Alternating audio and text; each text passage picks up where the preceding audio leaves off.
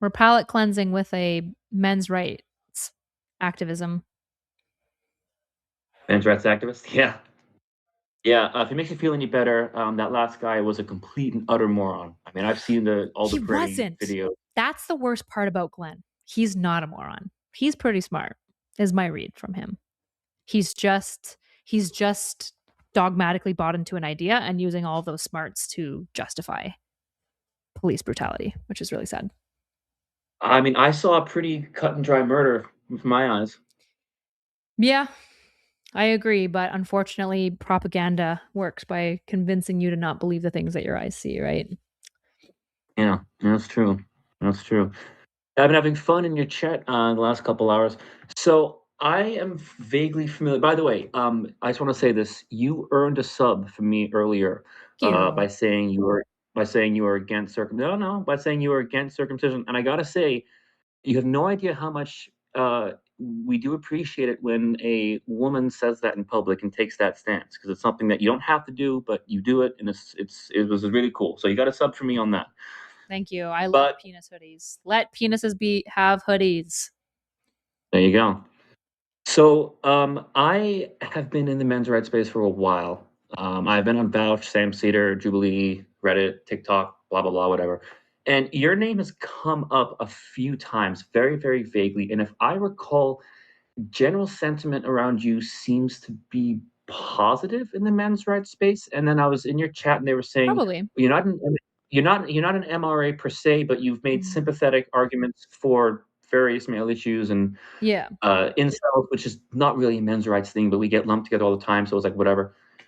So I don't even know if you and I have anything to debate or argue per se. I'm wondering this: what would your disagreements with the men's rights movement be? What would your critiques be? And if you could give advice to the men's rights Haha. movement, what could they, or what You're would that advice be? I'm so curious how you're gonna feel. My critique of the men's right activist space is the same that I have for rad femmes and lib femmes as a feminist. Okay, you ready? It's the same critique. Go on. When you have a advocacy or activist group that is dedicated and collected around a specific demographic factor and that demographic's interests and needs, it is very common for hatred of the out group of that demographic to occur, particularly if that demographic exists in any space where there feels like there's a level of binary that can exist. So I think rad femmes really struggle to not have misandry and not become to really hate men. And I think men's right groups really struggle with their misogyny and not coming to have like some festering levels of misogyny and hatred of women. And I think one of the most important things for any, in the same way that I think like BLM can really struggle with hatred towards white people. Um, and I think one of the most important things to do if you're like a demographic focused group is to really be clear that you're not there to throw the other demographics under the bus. I think that's one of the best things that you can do.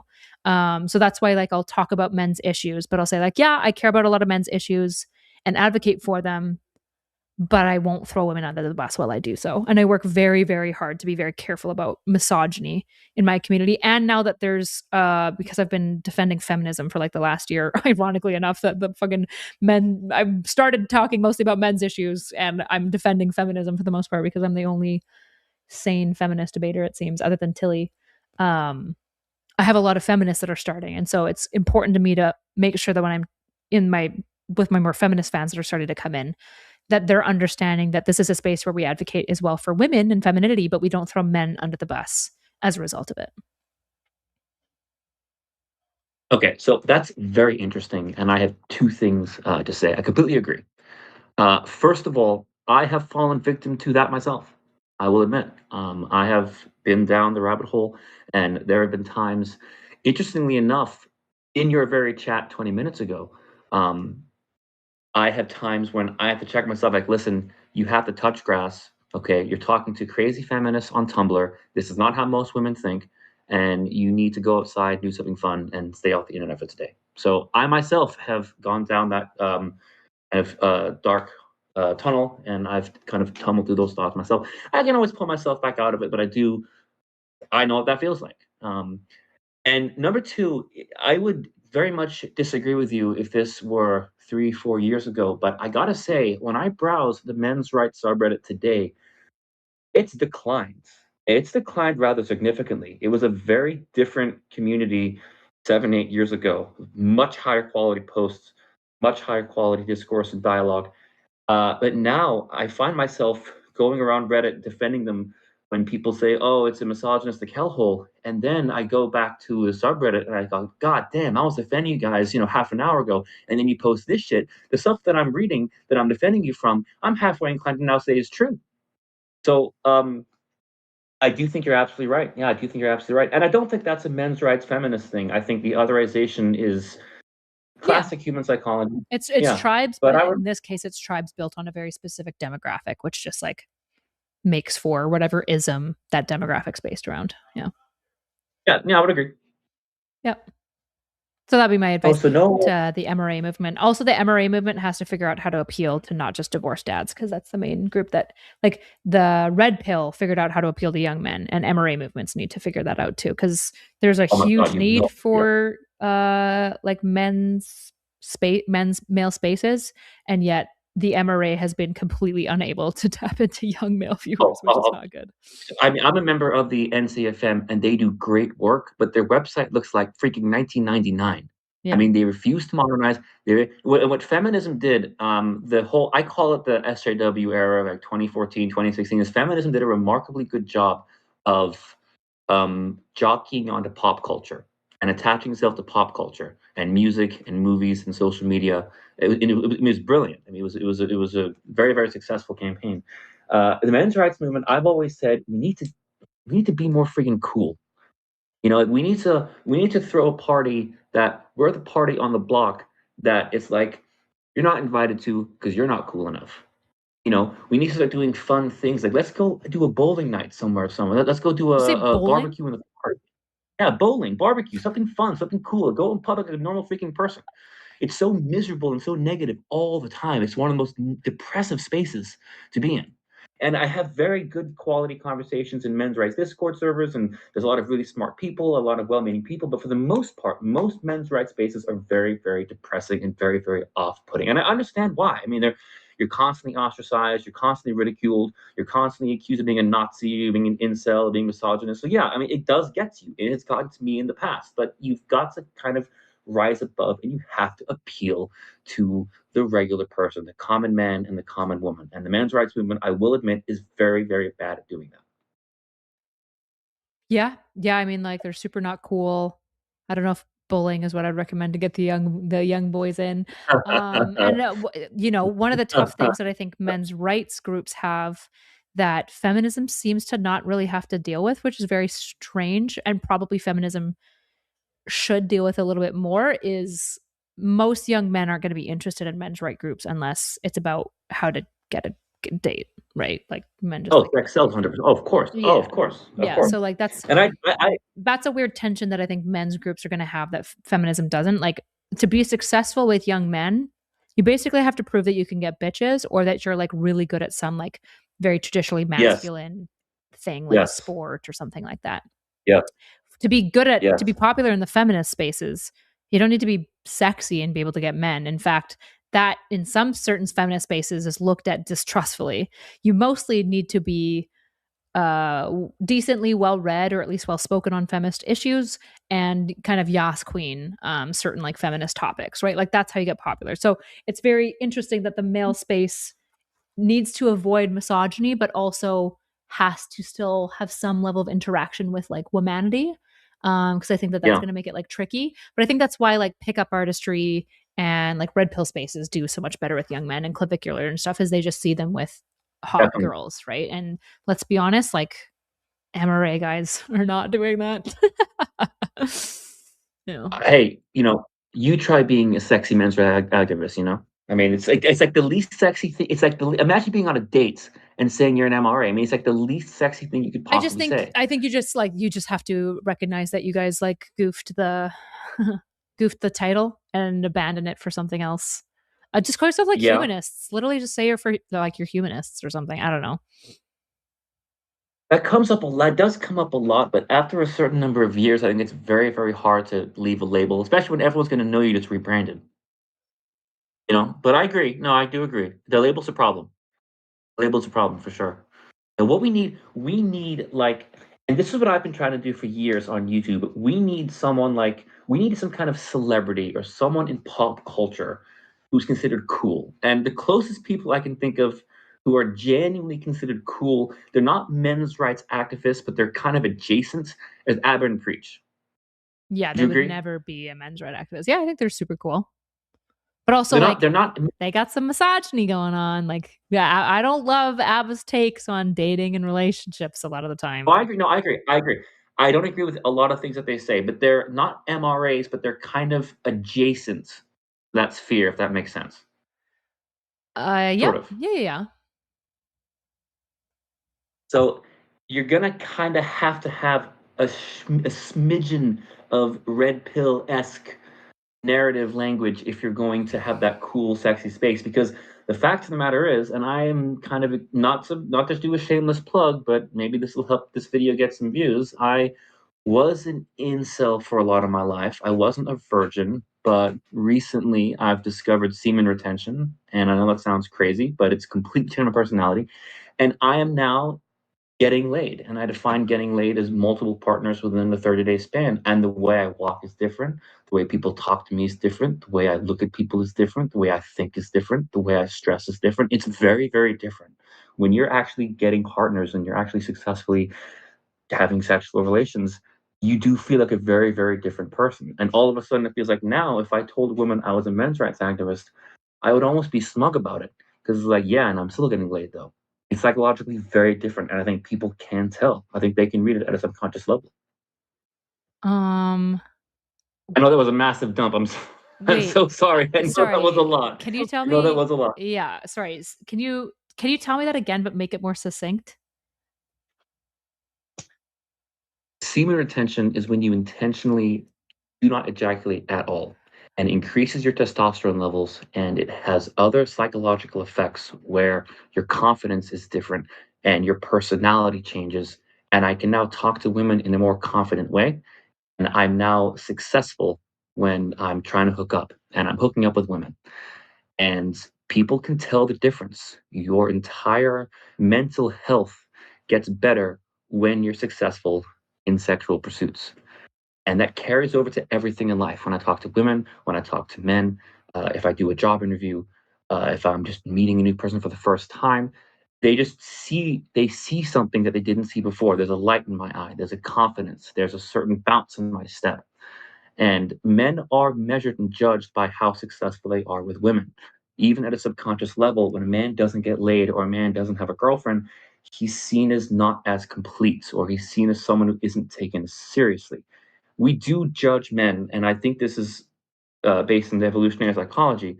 A man's ability to reproduce is a measure of how successful he is, how good looking he is, how masculine he is, how funny he is, Yeah. how interesting he is. So, So, would you then say that asexual men are like some of the most powerful men on the planet? oh, 100,000%, 100,000%, 100,000%. Now, there's a disadvantage too because they don't have an innate understanding of the thing that drives men's most carnal instincts. But do I think there is an advantage? Absolutely. Gotcha. Okay. So I Sorry. don't know. I I'm don't not think. sure how to respond to that. I But know, okay. I know, I know, I know. That was a big that was a kind of a big that was a kind of a big dump. I mean, it's something that I would if we had this conversation 100 days ago, because I'm 106 days in now, I would be a different person. I mean, you wouldn't believe if you met me 4 months ago, you would think it was a different. It would be I would be unrecognizable. Yeah, I Um, mean, I've n- I'm not sure I've seen good evidence for semen retention on what you're claiming, but if it's changed your life, I'm glad that your life is better for sure. Are you trying and to I know get what everyone. I married? know. Do you want to get I don't think married? I ever. I don't think so. Terrifies me. This is going to Why? be so shallow, and it applies to me too. But I mean, I'm 33, and I'm at the point now where, and I do look at women my age, but I'm mostly attracted to women still in their 20s. And even I still feel like I'm in my 20s, like mentally. I can't accept being 33. And when I see couples in their 50s and 60s, I just don't know, how do they do it? How do you stay attracted to someone who's no longer attractive? That's I've been obsessed since I was 7. I've been obsessed with aging and getting older. I'm a transhumanist. Aging terrifies me. But even the idea of being with one person forever, you go to a Christmas party, you see a cute chick, but you can't do anything because you have a girl at home. I mean, it's just like miserable, frankly. To be loyal? Yeah, no, I mean, yeah, and that's noble, but and I love Not the just idea of noble. It's probably loyalty. healthy to like have some self-restraint, right? No, I know, but I'm too horny for that. I can't help it. Yeah, but that's like a super And I'm fat person being like, I just love sugar. And it's like, so get over yourself, grow up. Yeah, yeah, yeah. And by the way, as I'm sure chat's gonna point out any minute now, how am I getting laid if I'm retaining semen? Well, there are other things, other ways to please a woman besides a man's penis. Just want to point that out. Oh, so you're a big time muncher. I am the Interesting. biggest munch you've ever met. Even before this, but now it's like times 100. It's crazy. Huh. And you just never come ever? Not for 106 days. Wow. That's a really I long don't time. I don't need it. The What satisfaction I happens? get What is happens? Can you tell you just deflate when you come? Like say you break, you give in. You're saying 106 days like a fucking drug addict being like, yeah, 106 days off heroin. yeah, it was like I was like a drug addict. So there's this concept if you go to semen, and there's so much woo around semen retention that's total nonsense. But there is there is literature going back to ancient times. It's an ancient Taoist practice where they essentially believe that a man, and I now believe this too, a man giving a woman oral orgasms is just it's good for his soul. And there's a your your horniness kind of shifts upwards towards your head. And now my pleasure is centered around like my satisfaction is centered around my tongue and my brain. So I get like mental orgasms, if that makes sense.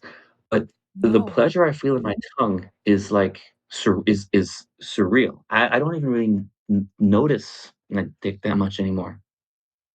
Okay. I know that sounds complete. If you had told me this 106 days ago, I would think this is some crazy feminist conspiracy bullshit to try and make men get off less or something. I wouldn't have believed it. It's crazy talk. It's absolute fucking nonsense. And it's just it goes against everything that I believe. I don't believe in woo. I don't believe in chakra or chi or yin or yang or any of that kind of crap or horoscopes. But I can't deny the results that have happened. I mean, there's no other way to put it.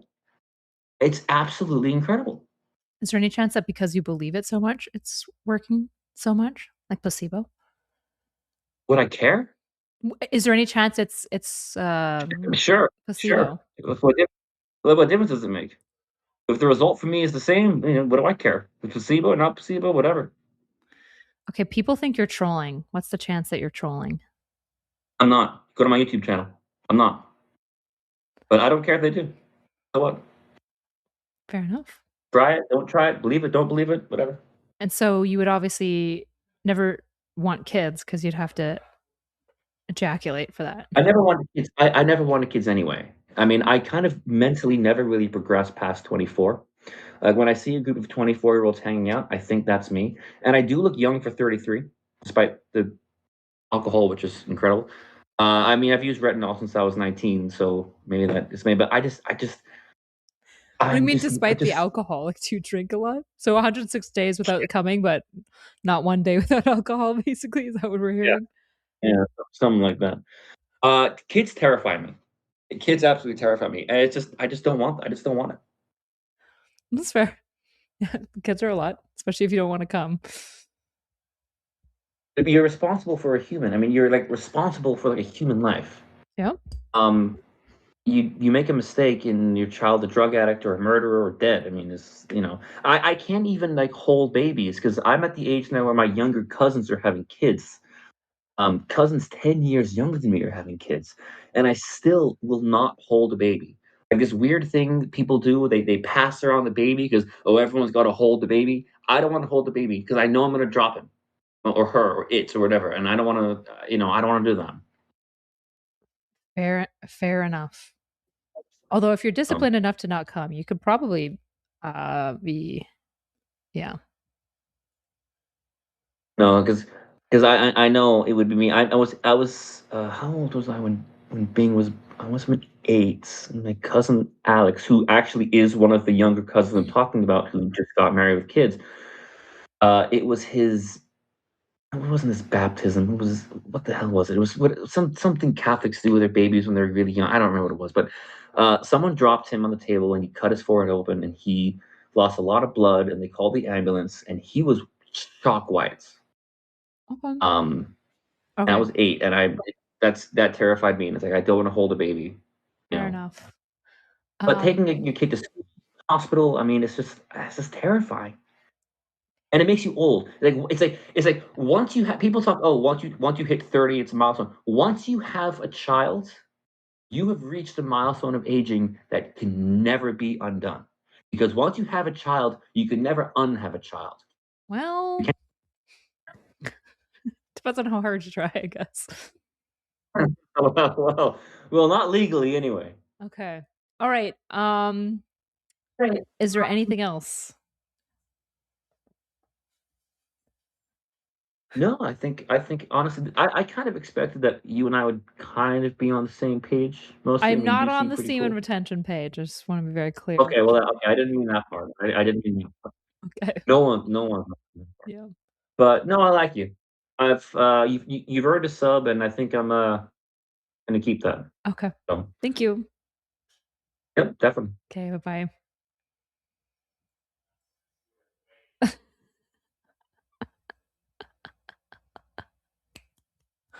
Look, you guys wanted a palate cleanser, okay? You just didn't think you're going to be cleansing it with semen retention, okay? Be pure, boys. Be pure, boys.